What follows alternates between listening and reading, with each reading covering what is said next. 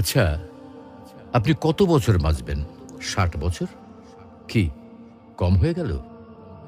আচ্ছা, বড় জোর ৭০ না হয় ৭৫ বছর। আর যদি খুব লাকি হন তাহলে ৮০ অথবা তার একটু বেশি।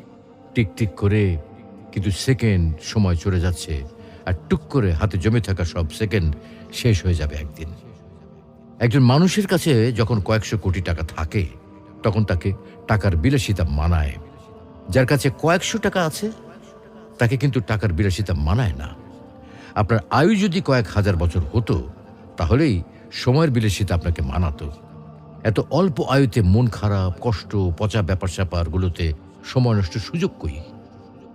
তার চেয়ে বরং ফ্যামিলিকে সময় দিন, ভালো বই পড়ুন, টুক করে বেরিয়ে আসুন চমৎকার কোনো জায়গা থেকে।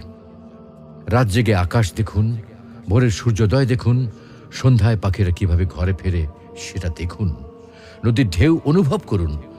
একটু ভাবুন, আজকের এই দিনটা যদি আপনার অথবা আমার শেষ দিন হয়, তাহলে আপনার আমার পরিবারের কালকে কি হবে? অবশ্যই আল্লাহ দেখবেন, কিন্তু এই পরিবার আর নিজের জন্য যে এত সময় নষ্ট করছি, তার কি হবে?